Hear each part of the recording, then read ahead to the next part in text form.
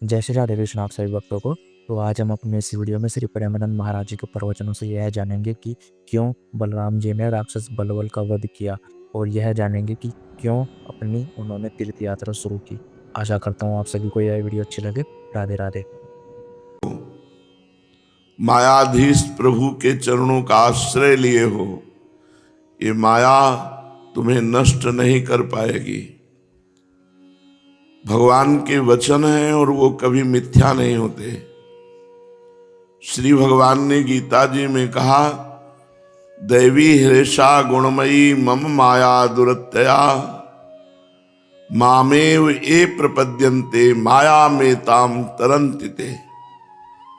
ये मेरी त्रिगुण माया बड़ी दुरत्य है, सहज में तरी नहीं जा सकती।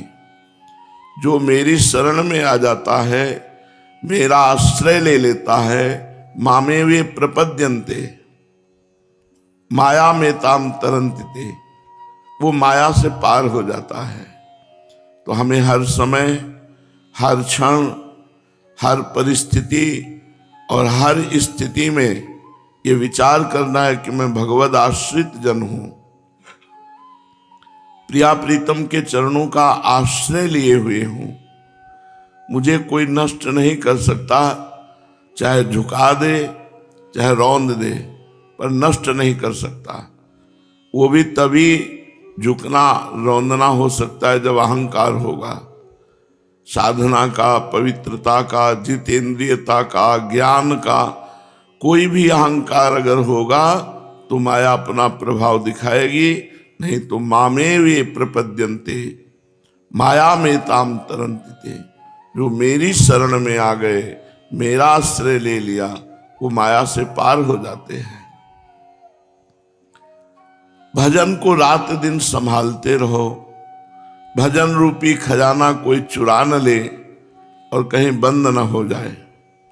भजन होना कहीं बंद न हो जाए, ऐसी हमसे गलती न हो जाए, ऐसा कोई अपराध न बने कि भजन होना ही बंद हो जाए। और खर्चा करे ना, यदि भजन न खर्चा करे, लौकिक भोगों की, लौकिक परिस्थितियों की सुधार वृत्ति की भावना में, तो यही भजन भगवत प्राप्ति करा दे। भगवत प्राप्ति मानव जीवन का परम लक्ष्य है, पर कोई बिरला ही भगवत प्राप्ति चाहता है। कौन भगवान को चाहता है? भगवान से भोगों को चाहने वाले तो लाखों मिल जाएंगे, लेकिन भोगों का त्याग करके भगवान को प्यार करने वाले कोई बिरला ही होगा। शायद उसी बिरले में अपने लोगों की पंक्ति है, त्याग में तो नहीं पर आश्रय में, शरणागति में। इसमें कोई संशय नहीं। श्यामा श्याम के चरणों का सुदृढ़ आश्रय आचार्य कृपा से हर शरणागत के हृदय में उतरता है। यही आश्रय ही भगवत प्राप्ति है। आश्रय से ही अध्यात्म की ऊंची ऊंची भूमिकाएं जागृत होती है। आश्रय से ही काम क्रोध आदि की वृत्तियां क्षीण होने लगती, भगवत आश्रय से। पर सुदृढ़ आश्रय हो। अनजाने में भी कोई भगवान का आश्रय ले ले तो मंगल हो जाता है। फिर जानबूझकर भगवान का भजन करोगे, उनके आश्रित रहोगे, तुम्हारा मंगल न हो, ऐसा कैसे हो सकता है? अतः अपने जीवन में हर समय सोचते रहो, कैसी भी स्थिति परिस्थिति हो, मैं प्रभु को समर्पित हूं, मैं प्रभु का शरणागत हूं, मैं प्रभु का निज जन हूं। भले कोई माया नाना प्रकार के जाल फेंक करके हमारे समय को भुलावे में डाले, हमको भुलावे में डाले, लेकिन हम भूल सकते हैं हमारे प्रभु आश्रयदाता नहीं, वो हमको बचाएंगे। करो सदा तिनके रखवारी, जिमि बालक राखे महतारी। सदैव प्रभु अपने भक्त की रक्षा करते हैं। भक्त कौन? जो आश्रित है। साधनाओं का आश्रय है तो भ्रष्ट हो सकते हो, भगवद आश्रय में भ्रष्ट नहीं हो सकते। भगवद आश्रय बहुत जोर की चीज है। जीवन का सार है आश्रय। एकमात्र प्रियालाल का आश्रय ले लो, कलिकाल ऐसे कुचक्र की रचना करता रहता है कि हमारा मन भजन में न लगे। आश्रित है, भजन में नहीं मन लग रहा तो भी भगवत प्राप्ति हो जाएगी। हमारी बात को समझना। आश्रित है, भजन में मन नहीं लग रहा तो भी भगवत प्राप्ति हो जाएगी, क्योंकि आपने जिनका आश्रय लिया है वो आपका स्मरण बनेंगे, वो अंतिम स्मरण बनेंगे और हमें उनकी प्राप्ति होगी। श्रीपाद प्रबोधानंद जी महाराज बार बार प्रणाम कर रहे हैं वृंदावन को, प्रिया प्रीतम को, रसिक शेखर लालजू को और सहचरियों को। नमो वृंदारण्यम रसिकवर रंगी भगवते, नमो वृंदारण्येश्वरी तव पदाम्भोज रज से, नमस्ते तद्वंद्वं प्रणय ललिते श्री ललिते, नमः श्रीमद वृंदाटवी शुभहु कृत्स त्वयि मम। नमो वृंदारण्ये रसिकवर रंगी भगवते। हे वृंदावन के भगवान, हे रसरंगी लालजू महाराज, हे रसिक शेखर प्रभु श्री कृष्ण चंद्र जी महाराज, आप प्रभु हैं वृंदावन के और आपको मैं नमस्कार करता हूं। नमो वृंदारण्ये रसिकवर रंगी भगवते। हे वृंदावन के रसिक रंगी, नवीन रसास्वादन करने में परम प्रवीण रसिक शेखर श्री लालजू महाराज, मैं आपको बार बार नमस्कार करता हूं। नमो वृंदारण्येश्वरी, हे वृंदावन की महाईश्वरी श्री राधा किशोरी जी,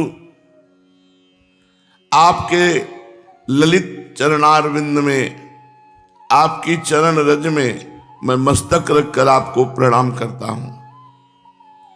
नमस्ते तद्वंदो, मैं नमस्कार करता हूं जो इन गोरे सांवले चरणारविंद की वंदना करते हैं। प्रणय ललिते श्री ललिते, जो सदैव प्रेम में डूबी हुई आपका लालन पालन करती रहती है, आपको दुलार करती रहती है, जो सदैव युगल चरणारविंद के आश्रित हैं, युगल चरणारविंद में आसक्त हैं, ऐसी श्री ललिता विशाखा आदि सहचरियों को वृंदावन की भूमि में मस्तक रखकर हम प्रणाम करते हैं। नमः श्रीमद वृंदाटवी शुभहु कृत्स त्वयि मम। नमस्कार है वृंदावन, जिसमें रसिक शेखर लालजू, वृंदावनेश्वरी लाडलीजू और दोनों की सेवा में निमग्न ऐसी महामहिम सखियां विराजमान है। ऐसे वृंदावन को बार बार नमस्कार है। महावेशाद राधा मुरलीधरयो पुष्पनिकरम, बड़ी सुंदर शोभा है, ध्यान योग्य है ये विषय इस श्लोक में जो वर्णन कर रहे हैं। बड़ी सुंदर कुंज है, पुष्पों के गुच्छे लगे हुए हैं, भ्रमर गुंजार कर रहे हैं। हमारे युगल सरकार गलबियां देकर उस कुंज में पधारे और किसी सौभाग्यशाली लता के नीचे जुगल सरकार खड़े हो गए और लालजू महाराज अपनी बंशी में प्रियाजू का नाम ले लेकर गान कर रहे हैं। कैसी अद्भुत शोभा, अद्भुत निकुंज, उसमें लता के नीचे प्रियालाल गलबैया दिए खड़े हैं और लालजू महाराज अपने अधरों में प्रेम रस रूपा बंशी को विराजमान करके उसमें राधा नाम गा रहे हैं। और महान अद्भुत वेश है श्री लालजू का, नटवर बपु। महावेशाद राधा मुरलीधरयो पुष्पनिकरम। अब देखा लताओं ने कि हमारे नीचे युगल सरकार खड़े हैं और लालजू बंसी बजा रहे हैं, तो कंपायमान हो गई। तो ढेर सारे पुष्प प्रियालाल के ऊपर गिर रहे हैं। रंग बिरंगे सुगंधित पुष्प, पराग झर रहा है। भावना करो, बड़ी सुंदर निकुंज है और एक लता के नीचे गलबहियां दिए हुए प्रिया प्रीतम, और प्रीतम अपने अधरों पर विराजमान प्रेम रसमूल श्री बंसी जी का राधा नाम से गान कर रहे हैं। बंसी जी से राधा नाम का गान कर रहे हैं। ये सुनकर देखकर वृंदावन की लताएं झंकृत हो जाती हैं। तो ढेर सारे पुष्प प्रियालाल के ऊपर गिरते हैं। प्रदत्तम भूवल्लीवर विटपिनोधो रभस्कृत, अधोमुख हो जाते हैं। आकाश की तरफ मुख करने वाले वृक्ष अधोमुख नीचे की तरफ, मानो प्रियालाल को प्रणाम कर रहे हो। झंकृत हो जाते, कंपायमान पुष्प गिर रहे प्रियालाल के ऊपर, मानो ये वृंदावन की लताएं डाल रूपी कर कमल से पुष्पांजलि अर्पित कर रहे हैं प्रियालाल को। निदेशात संप्राप्तम वर युवती युग्मम प्रिय वहु प्रसूनान्योरोप्य प्रणत मनुहासई कुरुमति। बार बार लताएं ऐसे नाच पड़ती हैं कि इतने इतने प्रियालाल पुष्पों से लद जाते, और दोनों हंस रहे हैं। युगल सरकार श्रीपाद कह रहे हैं, इस लीला को मन में लाओ और बार बार चिंतन करके इनको प्रणाम करो।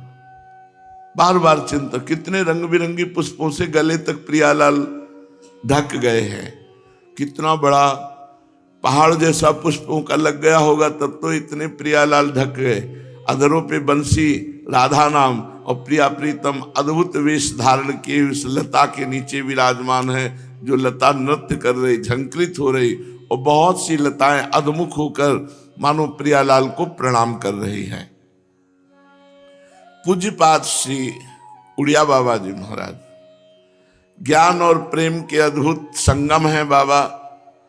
एक एक वचन भगवत प्राप्ति में और लोक व्यवहार में बहुत सहायक है। महाराज जी भगवान कैसे मिले? प्रश्न। उत्तर, अरे कौन चाहता है भगवान से मिलना? सब भगवान की आराधना करके स्त्री चाहते हैं, पुत्र चाहते हैं, संपत्ति चाहते हैं, मनोकामना पूर्ण करना चाहते हैं। कौन है भगवान से मिलना चाहता है? मेरी समझ में जो इन सब भोगों का त्यागी है और रात दिन श्वास श्वास पर, प्रति श्वास पर अधिक से अधिक नाम जप करता है, उसके हृदय में ये बात आती है कि भगवान मिले, और फिर उनको निश्चित भगवान मिल जाते हैं। जो श्वास प्रश्वास अधिक से अधिक नाम जप करता है, उसी को भगवत प्राप्ति होती है। नहीं तो कौन चाहता है भगवत प्राप्ति? जब तक भजन नहीं करोगे तो भगवत प्राप्ति की इच्छा ही नहीं होगी, क्योंकि भोग इच्छा है। और भोगेश्वर प्रसक्ता नाम तया प्रहत चेत शाम व्यवसायत्मिका बुद्धि समाधो न विधीयते। भोग और ऐश्वर्य में चित्त अपृत हो गया है तो समाधि में कैसे जाएगा? भगवत प्राप्ति का लक्ष्य ही नहीं कर पाएगा। कह रहे कौन चाहता है श्री भगवान से मिलना? श्री भगवान की आराधना करके स्त्री, पुत्र, धन, संपत्ति, मान, प्रतिष्ठा, लोक व्यवहार की सिद्धि, यही सब चाहते हैं। जो श्वास प्रश्वास अधिक से अधिक नाम जप करता है, उसके हृदय में भगवत प्राप्ति की चाह होती है और भगवान मिल जाते हैं। बाबा, जब हम भजन करते हैं तो हमारा मन कभी साकार में लगता है, कभी निराकार में, कभी राम में, कभी श्याम में। तो क्या ये भजन शैली ठीक है? जब हम भजन में बैठते हैं तो मन एकाग्र नहीं रहता, कभी व्यवहार में जाएगा, कभी संसार में जाएगा, कभी राम जी में जाएगा, कभी शिव जी में जाएगा, कभी माता जी में जाएगा। तो क्या ये भजन ठीक है? उत्तर, नहीं। जो गुरु आदेश करें वही ध्यान करो, वही मंत्र जप करो, वैसे ही चलो। मनमानी साधना कभी सिद्ध नहीं होती है। गुरुदेव के आदेशानुसार जो गुरुदेव ने इष्ट देव का नाम दिया है, उपासना दी, उसमें अनन्य हो जाओ, राधा राधा राधा। गुरुदेव के उपदिष्ट मंत्र और गुरुदेव के उपदिष्ट नाम में इतनी सामर्थ्य है कि वो आपको प्रेम समुद्र में डुबो देगी, विश्वास कर लो। जब स्वाद मिलेगा भजन का तो फिर कुछ अच्छा नहीं लगता। ये सब मायाकृत खेल है। उत्तम बात है हर समय आह भर करके प्रभु को पुकारते रहना, प्रभु का नाम। प्रभु इतना सुख है प्रभु के नाम मंत्र में, आप सच्ची मानिए। सब कूड़ा करकट नजर आता है, सब कूड़ा करकट।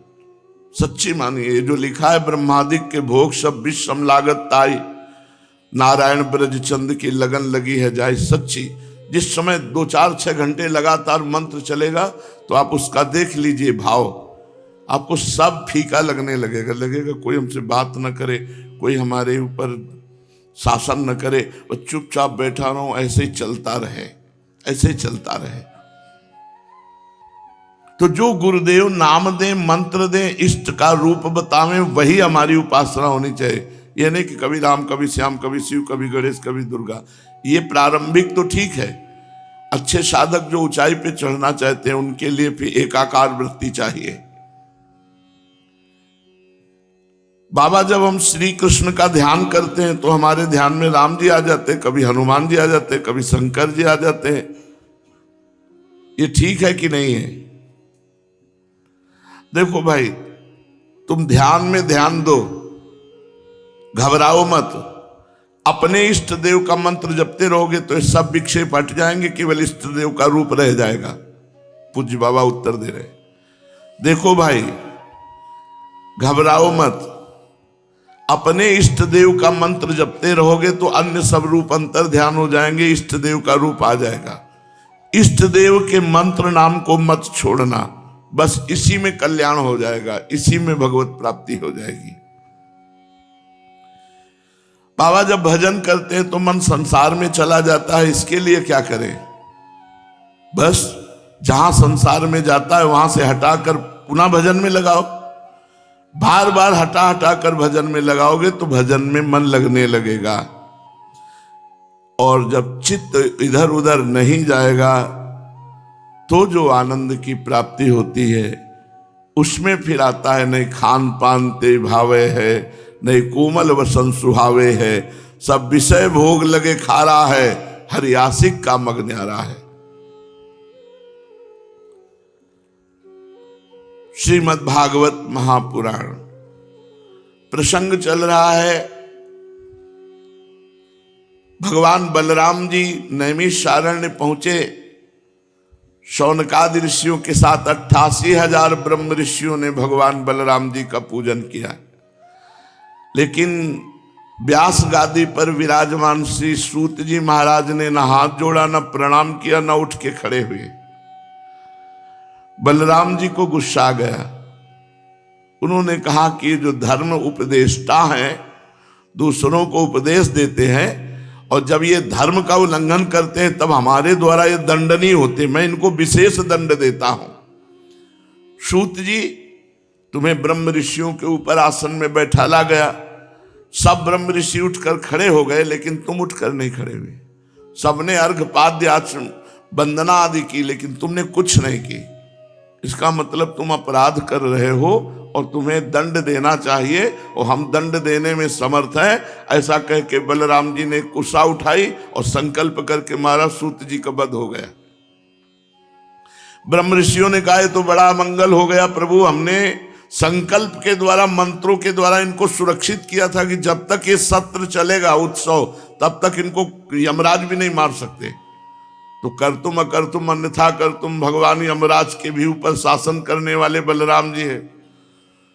तो उनका हमको ऐसा पता नहीं था, मैं जिला देता हूं सूत जी को। तो उनका नहीं प्रभु, आपका मारना भी व्यर्थ न जाए और हमारा आशीर्वाद भी व्यर्थ न जाए, ऐसा उपाय किया जाए।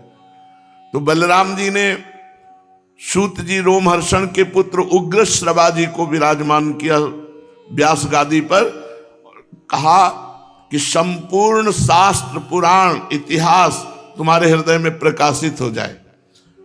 बलराम जी की कृपा से बिना पढ़े लिखे उग्र श्रवा को जितने सूत जी को ग्रंथ कंठस्थ थे वो सब कंठस्थ हो गए।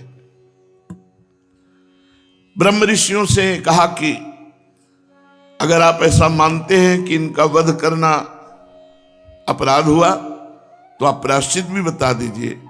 तो उनका बलवल नाम का एक राक्षस हमारी यज्ञ में बड़ा विघ्न डालता है, आप उसको मार डालिए और भारतवर्ष की तीर्थों का अवगाहन कीजिए, ये हमारी इच्छा है, इससे आपकी ही बनाई हुई धर्म मर्यादा का पालन होगा। तो जिस दिन पर्व होता था उस दिन यज्ञ करते थे ऋषि लोग। तो बलराम जी रुके और कहा आने दो पर्व। जब पर्व का दिन आया तो भयंकर आंधी चलने लगी। आंधी मतलब धूल भरी आंधी जिसमें दिखाई न दे, चारों ओर पीप और दुर्गंध की वर्षा होने लगी।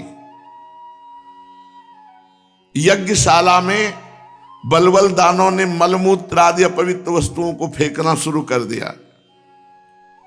बलराम जी उसके इंतजार में ही थे। देखा कि हाथ में त्रिशूल लिए हुए बलवल बड़ा डील डोल, ऐसा जान पड़ता था मानो कालिक का पहाड़ हो, काला।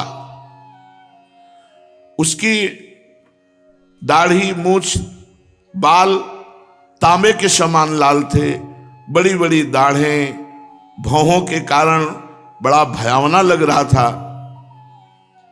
बलराम जी ने देखा कि शत्रु बलवल ऋषियों के यज्ञ को भंग करने के लिए सारे उपाय कर रहा है। अपने हल मूसल का स्मरण किया, तत्काल हल से उसकी गर्दन फांसी और मूसल का प्रहार कर दिया। ब्रह्मद्रोही बलवल के ऊपर जे ही बलराम जी के मूसल का प्रहार हुआ, ललाट फट गया और वो खून उगलता हुआ आर्त स्वर से चिल्लाता हुआ धरती पर गिर गया और मर गया। नैमिषारण्यवासी महाभाग्यवान मुनियों ने बलराम जी की स्तुति की और बहुत से आशीर्वाद दिए। इसके बाद बलराम जी ने कहा एक प्रायश्चित हो गया, बलवल मारा गया। अब दूसरा आपने उपाय बताया था भारत के तीर्थों का अवगाहन, तो अब हमें आदेश कीजिए हे ऋषि जनों, अब मैं भारत के तीर्थों का अवगाहन करूंगा। नैमिषारण्य के ऋषियों से विदा लेकर बलराम जी ब्रह्म ऋषियों को कुछ साथ लेकर कौशिकी नदी के तट पर आए। कौशिकी नदी में स्नान किया, फिर सरयू नदी, सरयू के किनारे किनारे फिर संगम प्रयाग पहुंचे। वहां संगम में स्नान करके देवता ऋषि पितरों को तर्पण किया।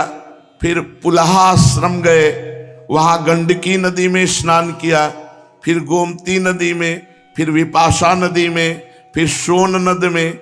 इसके बाद गया में जाकर पितरों का वसुदेव जी की आज्ञानुसार पूजन यजन किया। फिर बलराम जी गंगा सागर संगम पर गए, वहां स्नान किया। तीर्थ कृत्यों से निवृत्त होकर फिर महेंद्राचल पर्वत गए और वहां परशुराम जी का दर्शन और परशुराम जी से संभाषण सत्संग किया। तदनंतर सप्त गोदावरी, वेणा, पंपा, भीमरथी इन तीर्थों में स्नान किया। फिर स्वामी कार्तिकेय का दर्शन किया। फिर शैल पर्वत पर जाकर देवाधिदेव महादेव जी से मिले। इसके बाद बलराम जी ने द्रविड़ देश के परम पुण्यमय स्थान वेंकटाचल बालाजी का दर्शन किया। फिर वहां से कामाक्षी गए, शिवकांची, विष्णुकांची होते हुए श्रेष्ठ नदी कावेरी में स्नान किया। फिर पुण्य में श्री रंगनाथ जी के दर्शन किए। श्री रंग क्षेत्र में भगवान श्री हरि सदा विराजमान रहते हैं रंगनाथ जी के रूप में। वहां उन्होंने विष्णु भगवान के क्षेत्र ऋषभ पर्वत और फिर दक्षिण मथुरा और बड़े बड़े महापापों को नष्ट करने की सामर्थ्य रखने वाले परम पवित्र तीर्थ सेतुबंध की यात्रा की। बलराम जी ने सेतुबंध में जाकर के ब्राह्मणों को 10,000 गौएं दान की। फिर वहां से कृतमाला, ताम्रपर्णी नदियों में स्नान करते हुए मलय पर्वत पर गए। वह पर्वत 7 कुल पर्वतों में से एक है। मलय पर्वत अगस्त ऋषि जी की तपस्या स्थली है। तो महर्षि अगस्त जी को नमस्कार करके उनसे सत्संग किया बलराम जी ने। अगस्त जी ने आशीर्वाद दिया। फिर बलराम जी दक्षिण समुद्र की यात्रा की। वहां से दुर्गा देवी का कन्याकुमारी के रूप में दर्शन किया। इसके बाद फाल्गुन तीर्थ अनंत शयन क्षेत्र में गए। वहां के सर्वश्रेष्ठ पंचाप्सरस तीर्थ में स्नान किया। उस तीर्थ में सर्वदा भगवान विष्णु का सानिध्य रहता है। बलराम जी ने वहां भी 10,000 गौएं दान की। अब बलराम जी वहां से चलकर केरल त्रिगर्त देशों में होकर भगवान शंकर के क्षेत्र गोकर्ण तीर्थ में आए। वहां सदा सर्वदा भगवान शंकर विराजमान रहते हैं। भगवान शंकर से मिलकर वहां से जल से घिरे हुए द्वीप में निवास करने वाली आद्या देवी का दर्शन करने गए और फिर उस द्वीप से चलकर शूरपारक क्षेत्र की यात्रा की। इसके बाद तापी, पयोष्णी, निर्विंध्या नदियों में स्नान करके दंडकारण्य आए। वहां होकर वे नर्मदा जी के तट पर गए। फिर पवित्र माहिष्मतीपुरी जहां है वहां मनु तीर्थ में स्नान करके प्रभास क्षेत्र को चले गए। वहां प्रभास क्षेत्र में सुना कि कौरव और पांडवों का भयंकर युद्ध हो चुका है। अधिकांश क्षत्रिय मारे गए हैं। पृथ्वी का भार उतर चुका है। रणभूमि में इस समय भीमसेन और दुर्योधन गदा युद्ध भयंकर कर रहे हैं। बलराम जी उनके रोकने के लिए कुरुक्षेत्र जा पहुंचे। महाराज युधिष्ठिर, नकुल, सहदेव, भगवान श्री कृष्ण और अर्जुन ने देखा बलराम जी आ गए। प्रणाम किया और सब चुप हो गए। मन मन सोचने लगे अब क्या करेंगे बलराम जी। उस समय भीमसेन और दुर्योधन दोनों ही हाथ में गदा लेकर एक दूसरे को जीतने के लिए क्रोध से भरकर भांति भांति के पैतरे बदल रहे थे। उन्हें देखकर बलराम जी ने कहा, राजा दुर्योधन और भीमसेन, तुम दोनों मेरे शिष्य हो। मैं जानता हूं तुम दोनों वीर हो। तुम दोनों में बल पौरुष भी समान है। मैं समझता हूं कि बल में भीमसेन और दुर्योधन गदा युद्ध में शिक्षा में श्रेष्ठ है। इसलिए तुम लोगों जैसे समान बलशालियों में किसी एक की जय या पराजय नहीं होती दिखती। अतः तुम लोग व्यर्थ का युद्ध मत करो, अब इसे बंद कर दो। बलराम जी की बात दोनों के लिए हितकर थी, भीमसेन और दुर्योधन के लिए, परंतु इतना वैर भाव दृढ़ मूल हो गया कि बलराम जी की बात ही नहीं सुनी। वे एक दूसरे की कटुवाणी और दुर्व्यवहारों का स्मरण करके उन्मत्त हो रहे थे। भगवान बलराम जी ने सोचा कि अब इनका प्रारब्ध ही ऐसा है, समझाने पर नहीं समझ में आ रहा, इसलिए वहां से चले गए और फिर द्वारिका लौट आए। द्वारिका में उग्रसेन आदि गुरुजनों तथा अन्य संबंधियों ने बड़े प्रेम से आगे आकर बलराम जी का स्वागत किया। बलराम जी द्वारिका के बाद फिर नैमिषारण्य क्षेत्र में गए और ऋषियों से कहा कि पूरा प्रायश्चित हो गया, बलबल भी मारा गया और भारत के सब तीर्थों की प्रदक्षिणा भी हो गई। सच पूछो तो जितने भी यज्ञ हैं सब बलराम जी के अंग हैं। ये तो केवल लोक संग्रह के लिए बलराम जी ऐसा कर रहे हैं। सर्वसमर्थ बलराम जी ने फिर उन ऋषियों को बैठाल कर तत्व ज्ञान का उपदेश किया, जिससे वे लोग इस संपूर्ण विश्व को अपने आप में और अपने आप को सारे विश्व में अनुभव करने लगे। इसके बाद बलराम जी ने अपनी पत्नी रेवती के साथ यज्ञांत स्नान किया। सुंदर सुंदर वस्त्र तथा आभूषण पहनकर शोभायमान हुए, जैसे चंद्रमा नक्षत्रों एवं अपनी चंद्रिका के साथ शोभायमान होता है। परीक्षित, बलराम जी का स्वरूप अनंत है, वाणी के परे है। उन्होंने लीला के लिए मनुष्य शरीर ग्रहण किया। अब बलराम जी के पावन चरित्रों को जो गाया गया, इसे प्रातः काल जो गायन करेगा सुनेगा, वो भगवान का अत्यंत प्रिय भक्त बन जाएगा और उसके सारे पाप नष्ट हो जाएंगे।